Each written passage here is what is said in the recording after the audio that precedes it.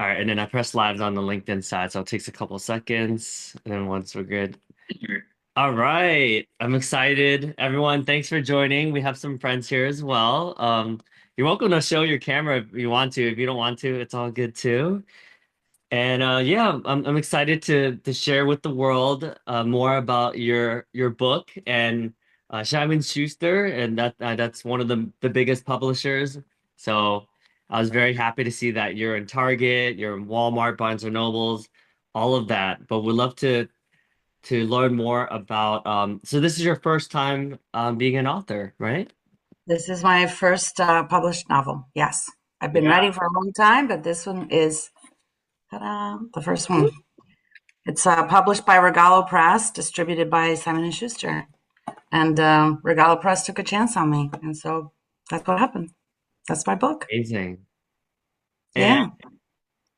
yeah, so let's talk a little bit more about your background. So, and what inspired you to write the book, and how'd you come up with the name?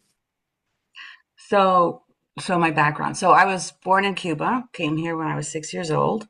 And sometime when I was probably about 7 or 8, I was always a big reader, and I discovered that there's this thing in the United States called the Library of Congress, and that every author has their book in there. They have or at least a mention of the book. And I thought one day I want to be in the Library of Congress.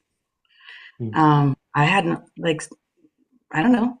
That's what I wanted, and so I've always written. I never imagined that my writing would be good enough that any publisher would want to buy it. Um, and I started writing a blog um, 2019. I just decided that I was going to write every day for a year. So I did that for 2 years, every day. And, and with everything else, writing takes practice. So the more you practice, the better you get. And I had been thinking about this book. I had a dream back in, I don't know, around 2000 or so, um, where I saw the first chapter about a woman who was in an unhappy marriage, and she wished that she could go back in time and then fix everything. Right. And I think that's a universal theme. I think a lot of people think about that.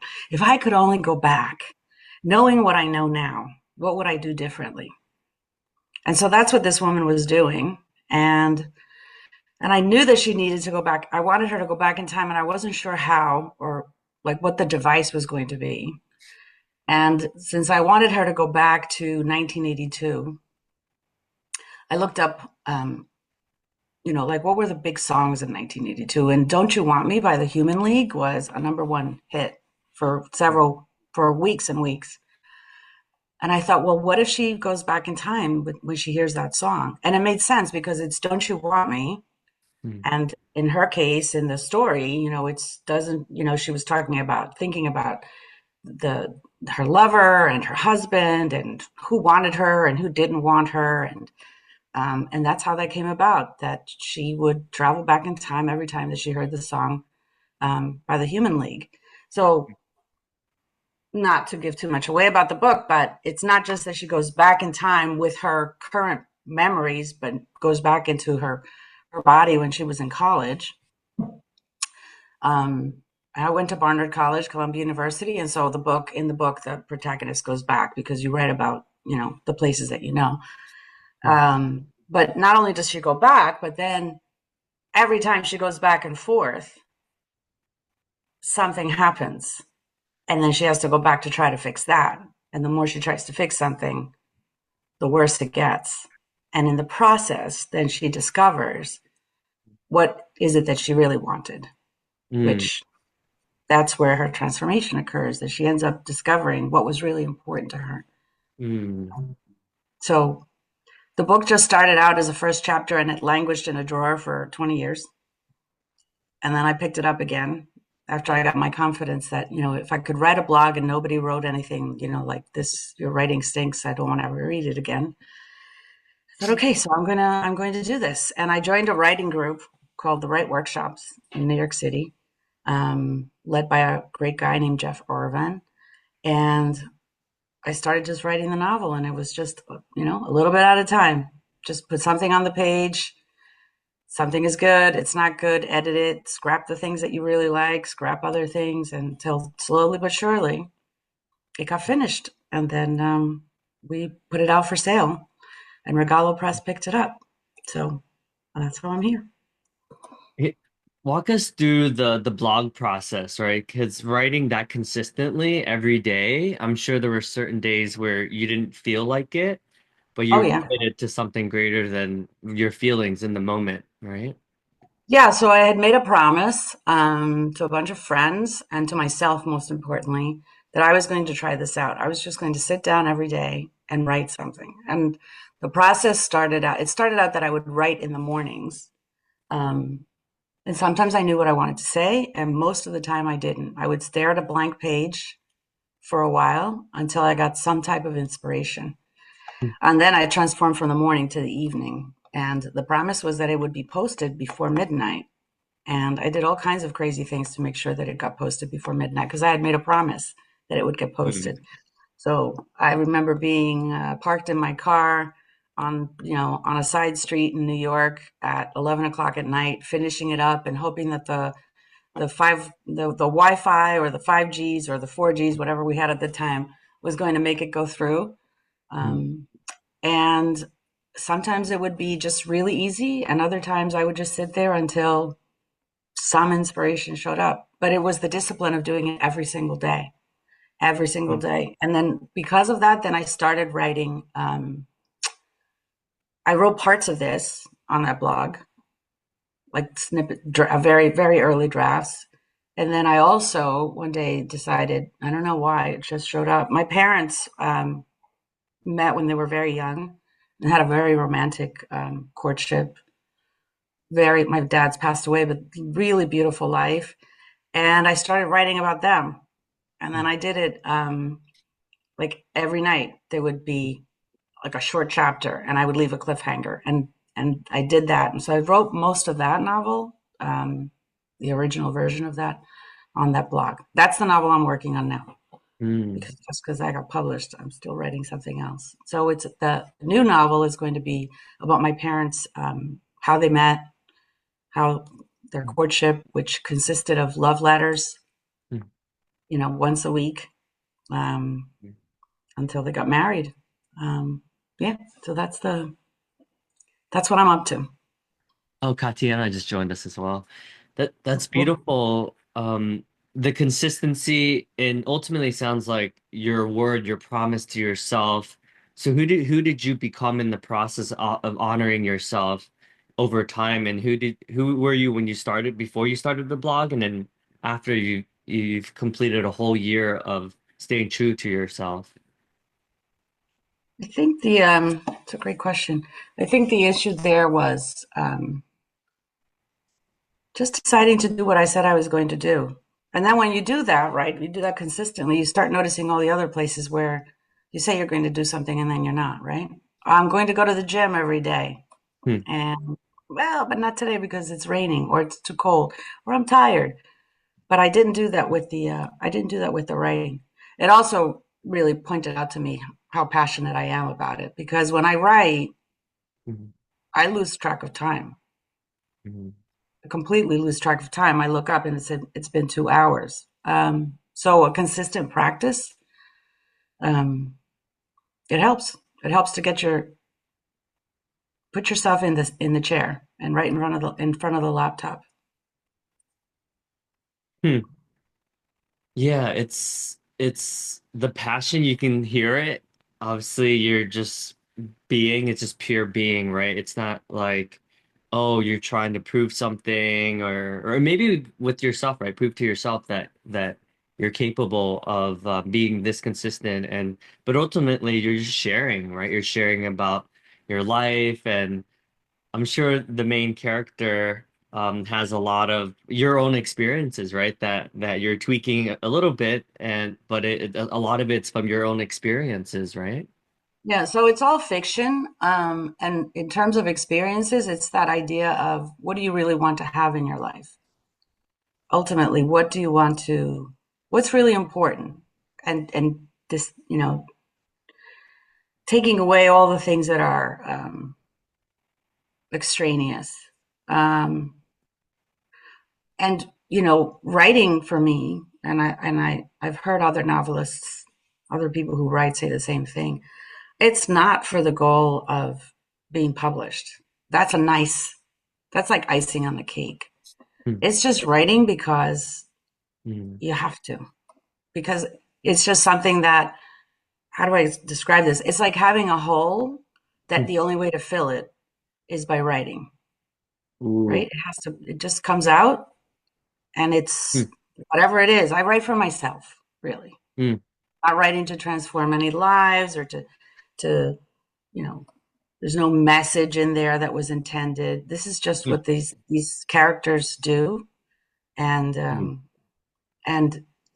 it gives me joy to do it. That's the other thing about writing is like, mm, for me, I don't know for other people. I can have all the plans that I want, um, and sometimes I do. I'll sit there and I'll go, okay, so this character is going to do this and this, and in the middle of writing a chapter, a character just walks in the door. It's like, oh, I didn't expect you to show up. Like, who are you? And then the words come out, and that's how you describe a new character. And then sometimes it turns out that, oh wow, this is a really great character. You mm, know, yes, thank you for coming. You can stay. mm. Um, in this book, the mother of the protagonist just showed up one day, and I thought, well, who invited you to this party? And I was like, okay, let's see where we go with this one. And then Mhm. that led to something else. So it's just, I don't know. I don't know where the inspiration comes from, but it just shows up. And then Wow. go with it, play with it. Yeah.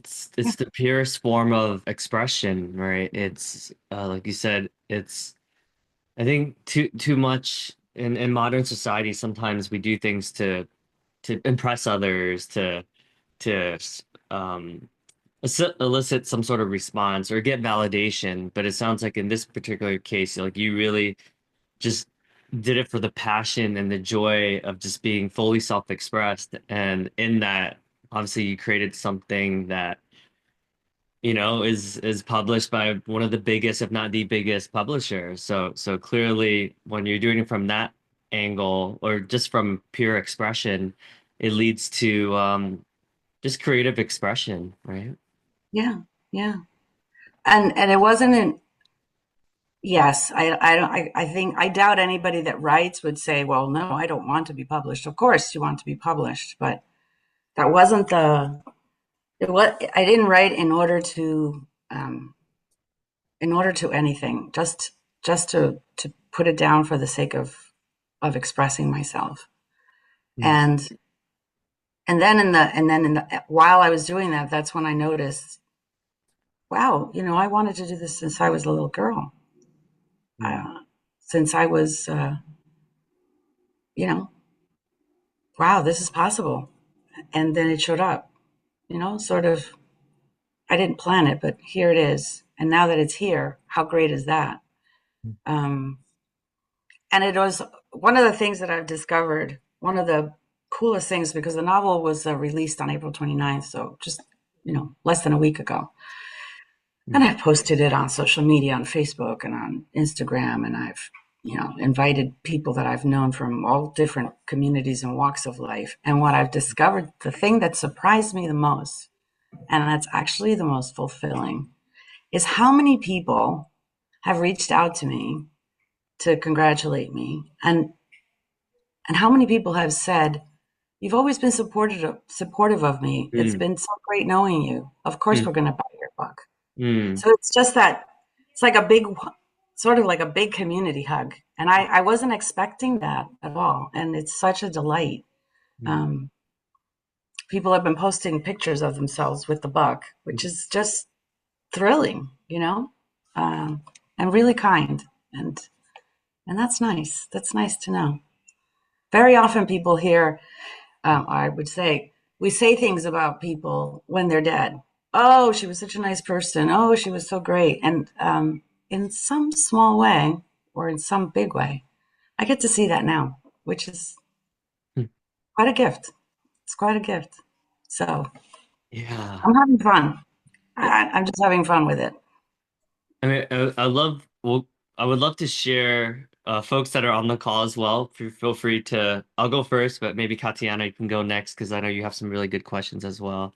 Um, I know, like for me, and the impact that you've had just with me is just profound. Like it was even hard for me to articulate how to acknowledge you because it's just beyond words. But personally for me, like you literally like saved my marriage, like I have a much better relationship with myself, my mom, my dad, my sisters, like everyone, right? And that's just pure like your stand and you helping me do the deep work required to like love myself and actually you helped me write a lot more too, right? I have a newsletter that has grown a lot. And it's because I see that, you're putting yourself out there. So I'm like, oh, okay, well, she's inspiring me to take action. So, yeah, I'm sure many, many, many others feel the same way about you. You're gonna make me cry, Davidson. I know, I'm like kind of crying too. I wore mascara. Now you're gonna make me cry. But thank you so much. That is just so kind and sweet of you.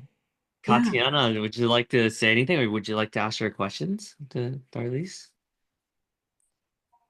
Absolutely. Hi. Thanks for having me. Hi, Derlys. Hi, How are Tatiana. you? I'm wonderful. How are you? Good. So good. So happy to be here. So happy your book is out there. So Thank you. excited to read it, waiting for it to come in. And yeah, I just had a couple questions. Although I don't want to skip over the acknowledgement part. Like are you're just like everything. The energy that you bring to people, like who you are for other people and yourself, is something that I can only aspire to be. And I'm so grateful that you've come into my life, especially like inside of me needing someone like you, and having like lost my mother in the last couple of years and you being there for me and supporting me when I know it was really, really difficult to do that because I'm a difficult person. And you loving me nonetheless, even when I was refusing to be loved and acknowledged and to be pushed and believed in. And so I appreciate that so much. I don't even know what to say. All right. You both are gonna make me cry. Um, I love you, girl. That's it. There's Love you nothing else. too. It's just you just have I can see you. I see your potential. I see what you're capable of.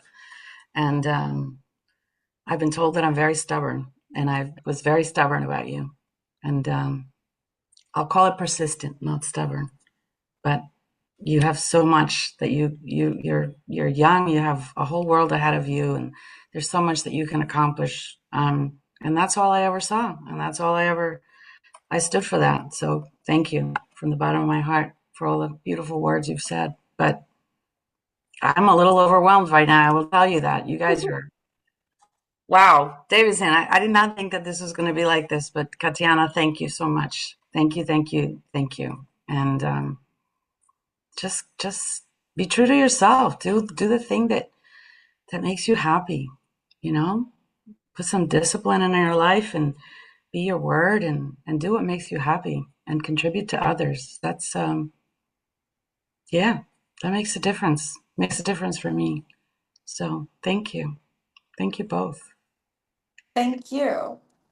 And I also want to ask you a couple questions that I think will be great in this conversation. One of them I think is a big one, and I think it goes into the idea of like art imitating life and life imitating art. And I'm wondering how much of your own life is mirrored in your characters and your own experiences, like in terms of like being able to expand upon an experience or draw from it or complete it even in your writing. Yeah, I think that just the whole concept of um, seeing what you have, seeing what doesn't work in your life, and um, and choosing something new, and also choosing to be brave. I think that courage is something you can choose. You can choose to have, and having the courage to examine your life, really examine it and see what has worked, what hasn't worked. Where have you been kind and where have you not been kind? And really getting to see all the things that being responsible for the things that you've created in your life, the good as well as the bad. And then just looking, just being in the discovery and constantly being in the discovery and choosing what is, choosing to be transformed. And I think that that's what this character does, is that she makes a choice. She makes choices along the way. She makes a lot of mistakes, really big ones, big mistakes, um, not good ones. and and then she has to go around cleaning them up, and in the process, she gets to see the good, the bad, and the ugly, and transform that into someone new, and in the process, she discovers what is really important. What is she really committed to? And it's not what she thought it was. So um, some of that is me also. Just really looking at where have my actions had an impact that's not been a good impact. Where has it been a good impact and where has it not? And then being with that impact and then seeing where you can clean up, where you can make amends, where you can talk to people again, and you get to discover something completely new. And I think that that's a process that goes on until your last breath. That's. I hope I answered your question. Absolutely. Thank you. You're And welcome. you've also given me a place to really come from and listen when I'm reading the book and like what I can take away that I can take with me in life. Good. And it's not all serious. It is actually, there are funny parts and it's fun. There are lots of fun things because some of the things that happen, because, time travel is tricky, right? You make mistakes along the way. And some of them can be pretty hilarious. So it's not sad, I don't think. But Thank you. I don't you're want to like welcome. take up. I have, I think, two more questions, but Davidson, you look like you're on the edge of your seat right now. No, no, we can go come back to we have someone else that just joined us as well. Is that who I think it is? Is that Mary? Yeah, it's Mary. Hi, So Mary. Mary, Derlys, I just joined to really congratulate you. I watched your journey and say, wow, amazing. So congratulations. I can't wait to read your book. And Thank you, then after Mary. that, I'll have questions. Yeah, no, Thank you, Mary. wonderful. You can always call me. Thanks I'll for answer your questions. thanks for sticking with it. I mean, amazing. I Thank enjoyed all you. your blogs and now to see you, you know, move on to this. And Davidson, I want to acknowledge you for taking this step to give us the chance to interact with journalists and really express our support. Yeah, Thank you. That means a lot. Thank you so yeah. much. So sweet Yes. and kind of you. So I do want to acknowledge there's three women on this here right now. Susan, Myra, Georgia. Um, and they were my friends in college and they're my friends today. And that was a long time ago. We've seen a lot of things happen in our lives. And we've always been there for each other. So thank you, my ladies. Thank you so much. And they're all in the book in one way, shape, or form. So it's a it's a it's an extraordinary journey that we've been having. And I say we've been having because it's not over. So That's a thank you good for being one. segue. Myra, Susan, GP, would you like to also, I know you wrote in the chat, but would love to give you the space to say anything you would like to say to Derlys as well.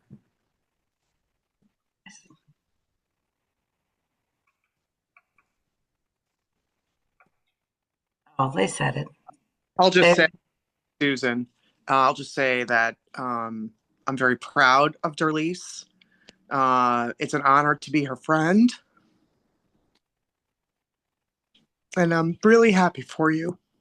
oh, And thank you for being in all of our lives.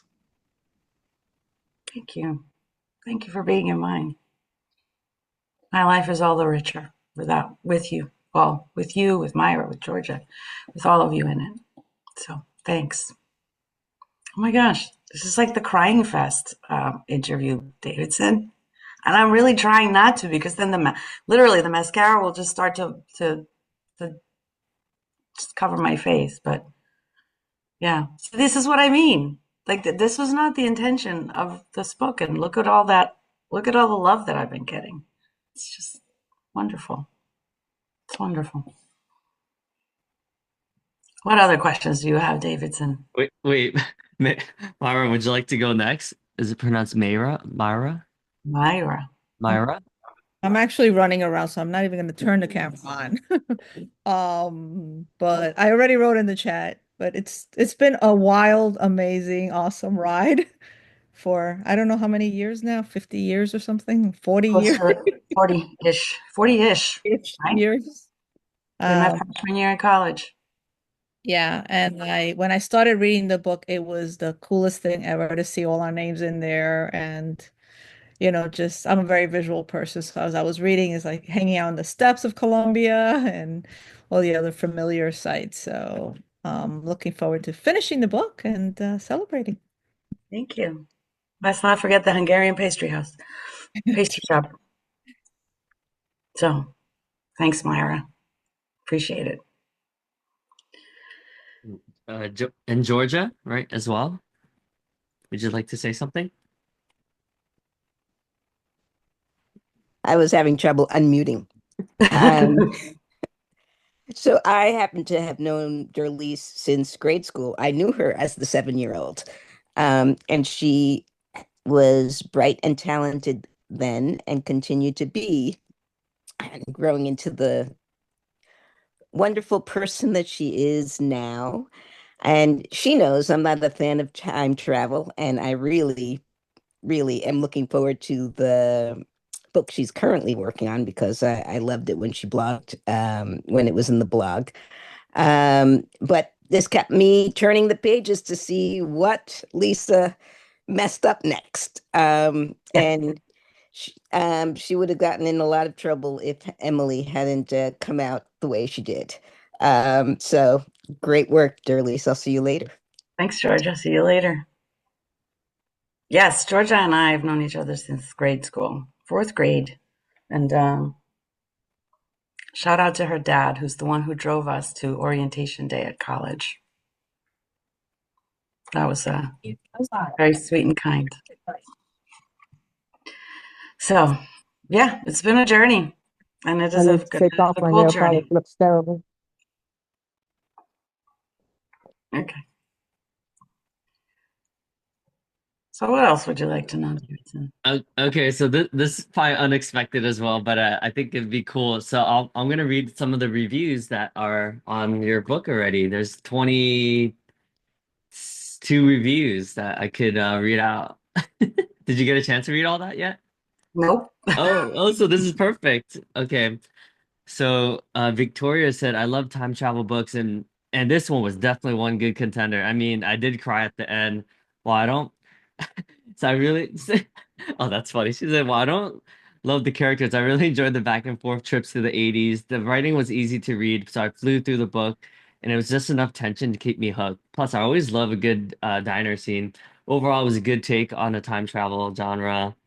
Um, yeah, so that's cool. That was from Net Galley Review. Cool.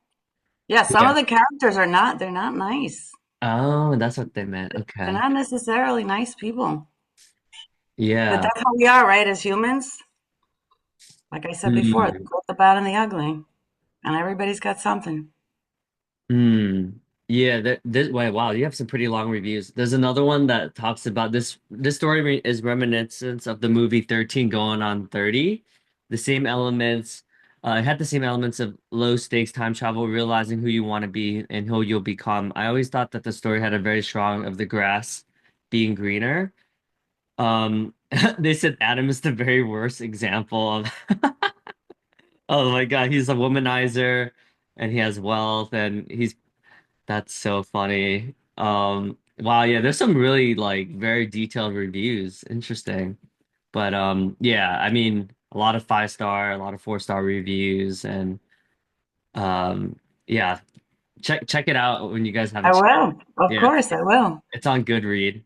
And if the Human League is out there listening in any way, shape, or form, or somebody knows them, please reach out because I Yeah. would love to talk to someone from the I'd Hmm. love to talk to Philip Oakey from the Human League because Well, the words to his song were also part of the inspiration. So hmm. thanks for sharing some of those reviews, Davidson. That's really funny. Yeah, you have 20 something, 26 reviews already. So, I'm curious to like more about your heritage, right? I mean, honestly, I haven't seen too many Cuban writers out there. And I would love to like learn a little bit more about that and how obviously that's impacted your life and a lot of these stories.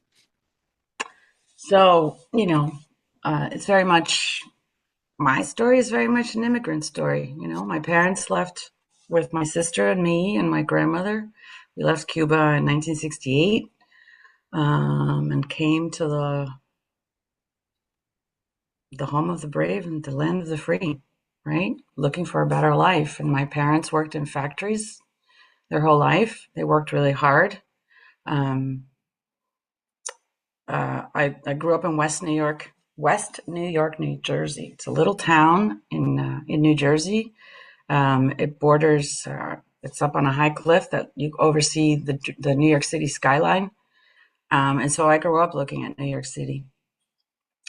And we worked hard. My parents were committed to my sister and I having a career, never working in a factory.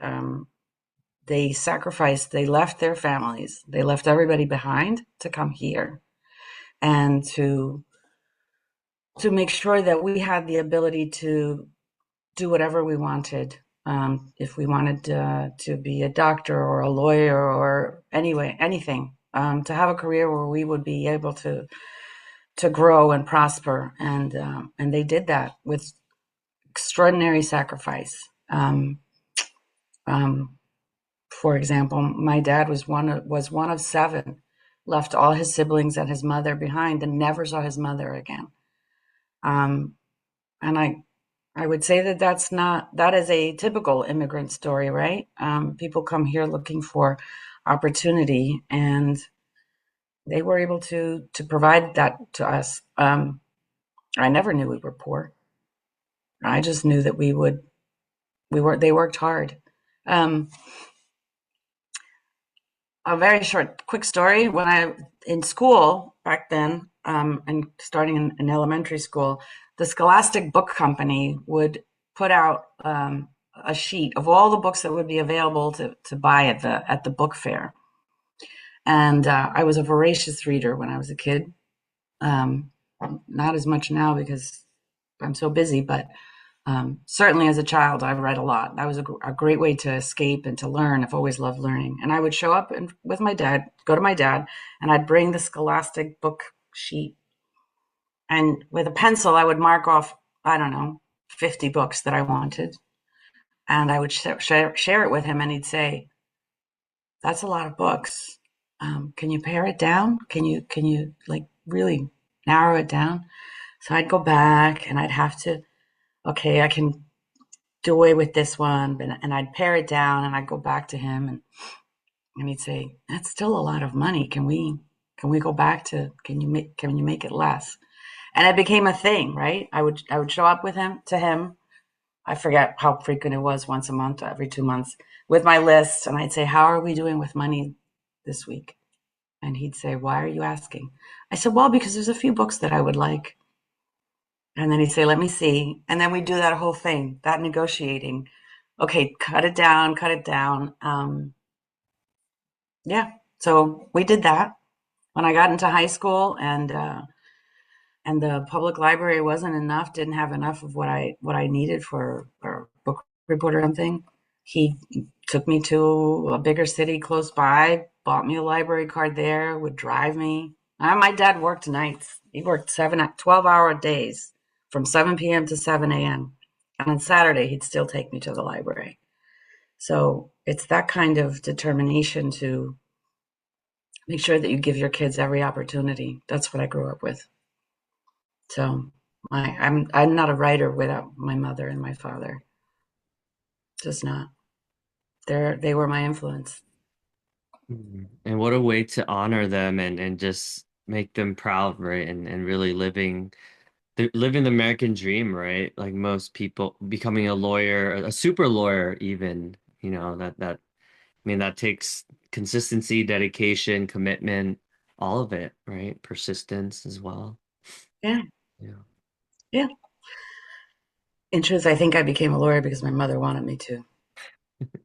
But then once I started practicing, I enjoyed it. I've always enjoyed the practice of law. So, and when you practice law, you get to write. It's just not, sometimes it's creative, but it's just not the same kind of creative writing. But that also helped me hone my skills over the years. So I'm still a practicing attorney. Now I just work at I work at the American Museum of Natural History, which is an awesome place to work in their in-house in their general counsel's office. And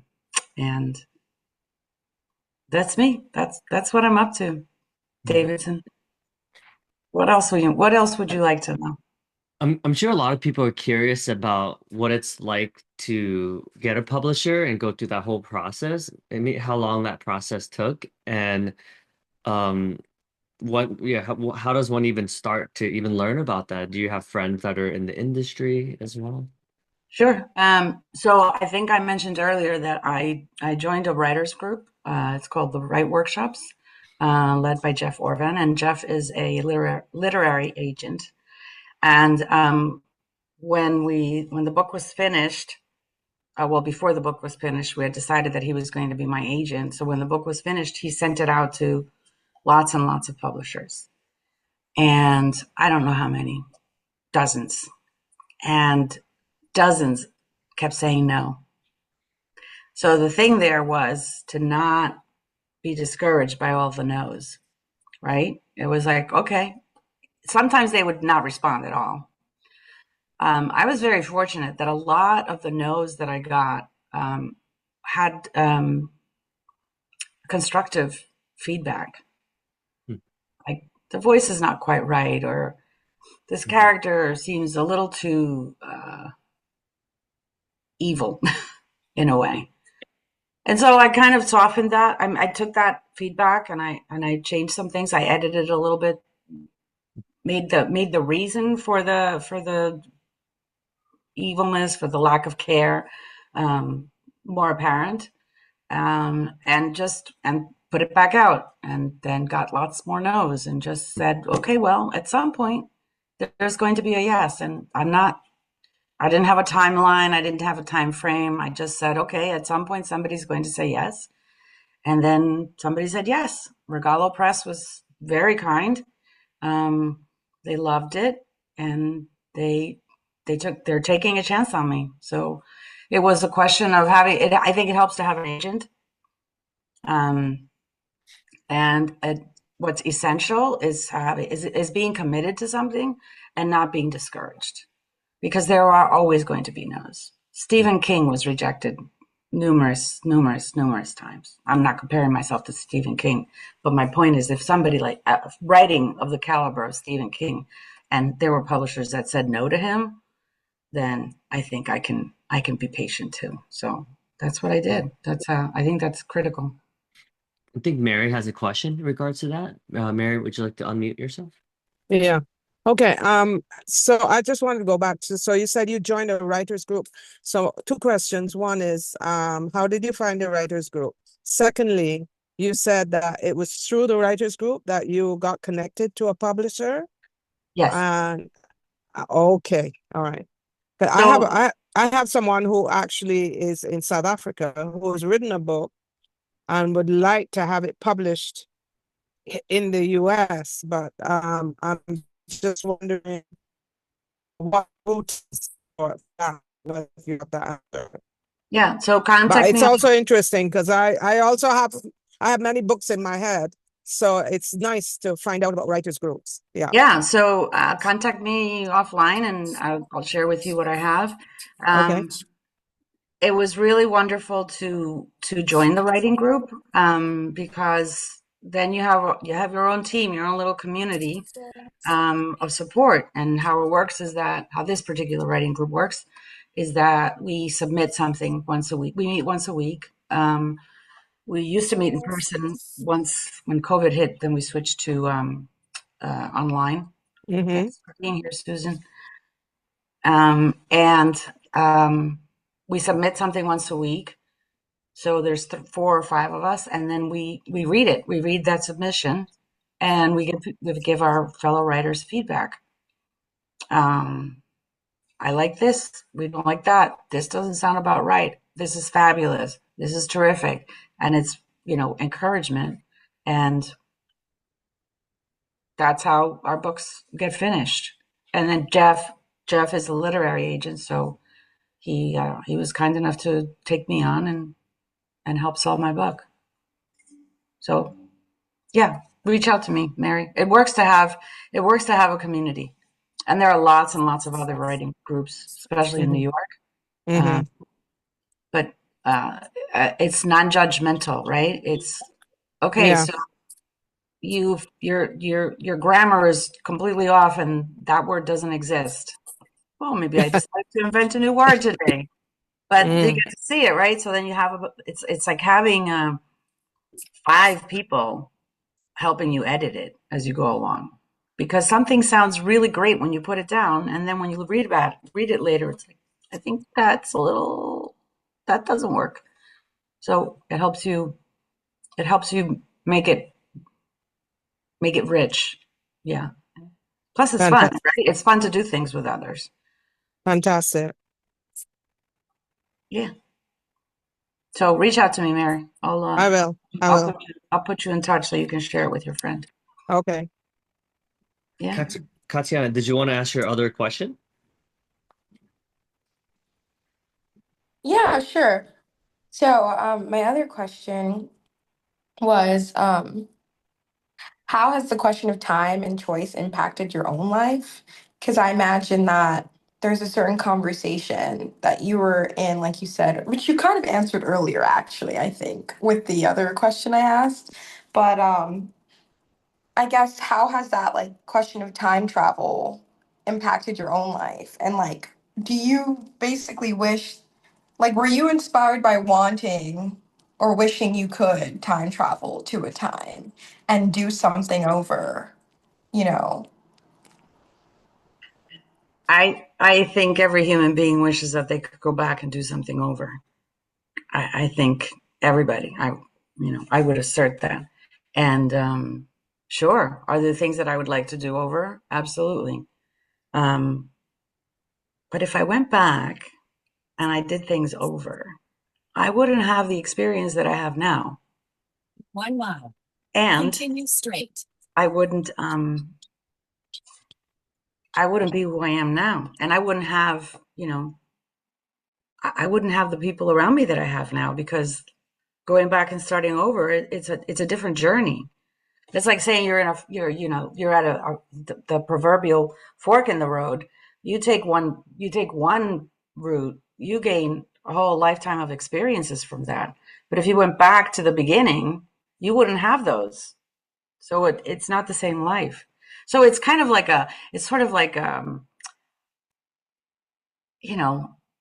gosh, I wish I had done this differently.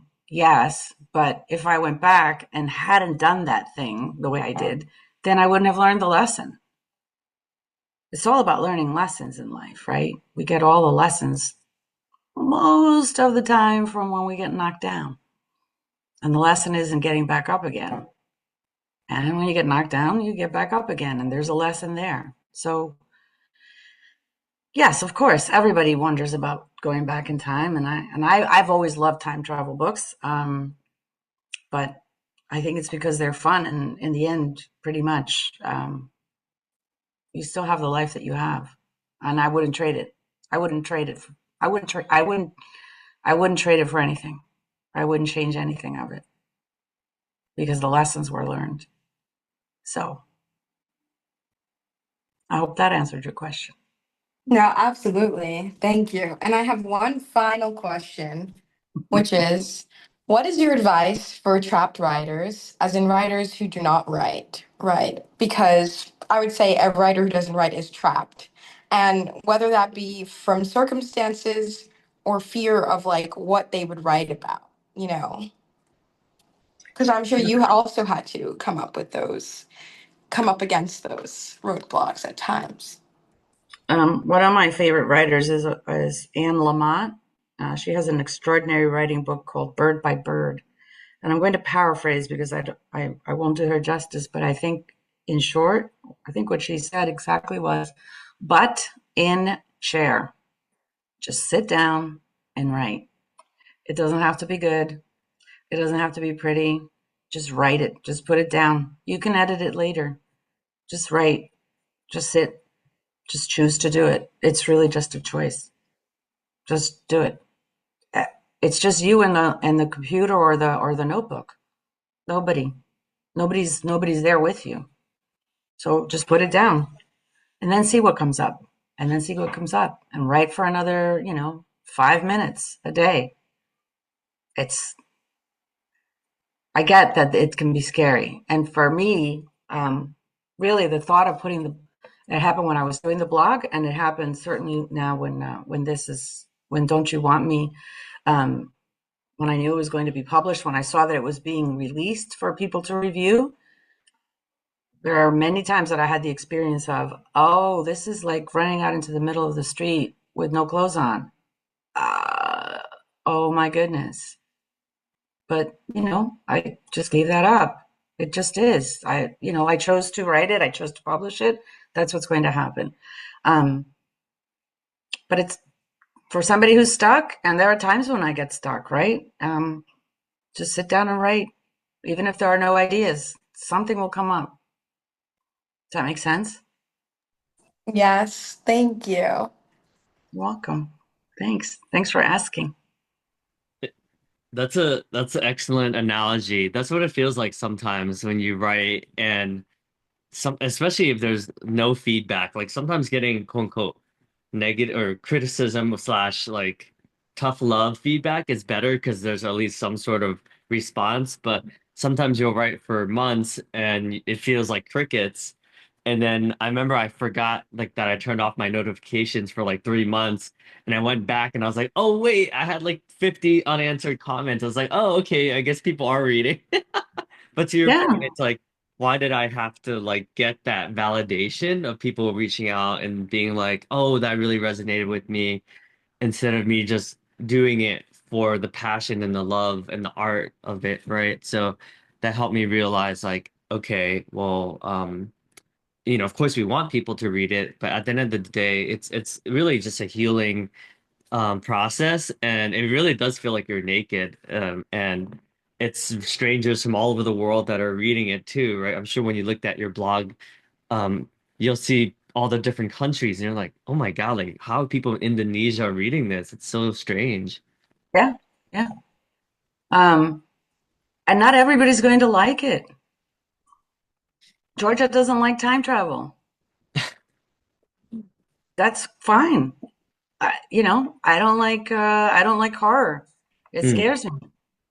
But there are lots of other, I didn't write because I didn't ask for it to be published because I expected that everybody was going to love it. Some people are going to like it and some people are not, and that's okay. mm, That's fine. There are millions of books, and some people will like mine and some people won't like mine. I like it. I wrote it. I'm happy I did that. And yeah. it's wonderful to get the positive feedback. I won't lie, that's fantastic. But I can't sit here and then, get upset with myself if some of it is not, because not everybody's going to like everything. And that's perfectly okay. That's the fun of being a human being. Some people like red, some people like purple. Mhm. Some people like chocolate ice cream, some people like vanilla. I'm not a fan of strawberry. But does that mean that the strawberry ice cream producers should stop? No, absolutely not.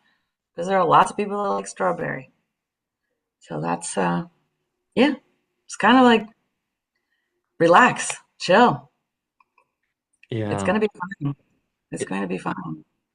and it's really a practice in being with as well, right? Being with that comment or whatever we perceive it as, and also noticing like, huh, why did that get me so riled up for a few days, right? It sometimes, and it is random strangers that is across sometimes across the globe, and it's like, huh, I got taken out for a couple hours sometimes just from random strangers' comments. It's interesting. Cats meow, dogs bark, people. Somebody may not like what you wrote. It's okay. Somebody may not like, look at the movie. Look at movies. Some people love certain movies, other people don't like them. That's the beauty of it, to have enough for everybody. There's something for everyone. That's what really is the bottom line there, I think. Mhm. And and not to take oneself so seriously. That's another thing that I've learned through writing. It's like, chill, Derlys. This is not curing cancer. It's a book. It's a fun read. It was great for me to write. Um, and if somebody doesn't like it, it's okay. Good for you for having your opinion. Mhm. Everyone's entitled to one. Yeah, and also to take it. Like with you, what you said just now, Davidson. Like, just be kind to yourself. It's okay that somebody on the other side of the planet didn't like something that you said. Yeah. That shouldn't. I'll take out the should, but you can choose to not let that upset you, right? Yeah, exactly. Yeah. Yeah, long story short, I was out of 90 good comments, what I perceive as good comments, there's like that 2 or 3% sometimes where like, huh. And then sometimes it'll take me out for 3 months where I'm like, oh, I'm just gonna do my own thing, and then I get back into it and I'm like, oh, I love this. This is fun, you know? And Um, what if you took all those comments that are your not good comments, right? What if you took them and actually like looked at them, gave up the emotions around it, and just looked at it, just observed it, and looked and saw and checked to see, hey, what can I learn from this? yeah, yeah, What can what can I discover by being with the fact that this person didn't like something that I wrote, or something that I said? mm, Hmm, what's there for me? What's the lesson to learn there? What can I get from that? yeah. So true.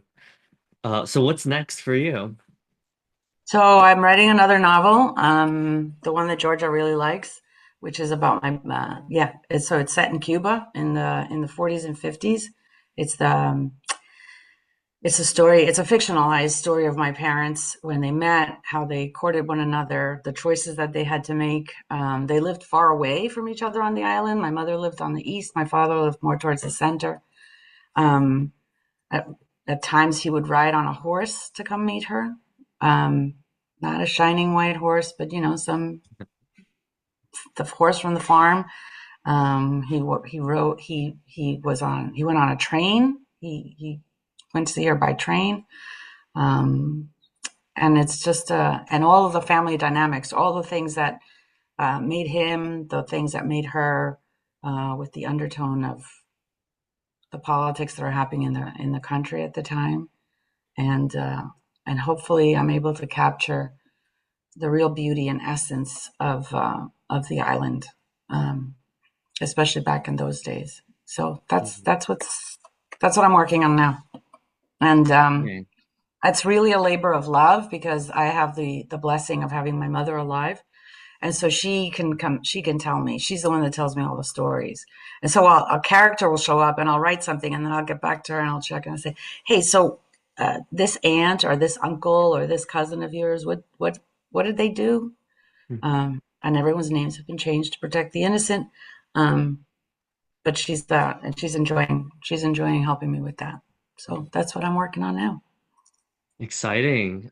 This is so cool. It's really inspirational and who you're being, the commitment, the vulnerability, and I mean the walking naked despite and doing it again, right? It's like you do it and then you're doing it again on purpose as a choice is really inspiring, honestly. Yeah. Um, and one more thing, the novel gave me the opportunity, having it published, gave me the opportunity to put on the dedication page that Mhm. it's for my two daughters, Julia and Chelsea, who are my dreams fulfilled. Um, I want them to know that anything is possible. Anything is possible. So that's that's me, Davidson. Well, that's there's no better way to end that. I mean, that's a powerful message. Thank you everyone for joining. Feel free to reach out. Obviously, purchase the book. You can get it on Target, Walmart. I'm going to Barnes and Nobles today in Princeton, so it's gonna be cool. Remember to tag her and also take a picture of yourself with the book, post on social media, share with your friends, all that good stuff. Thanks, Thank everyone. you. Thank you very much. Thank you, Davidson. Thank you, Mary. Thanks, Georgia, Myra, Katiana, Susan, who was here. I appreciate and love you all. Thanks. Thanks for the opportunity, Davidson. This was fun.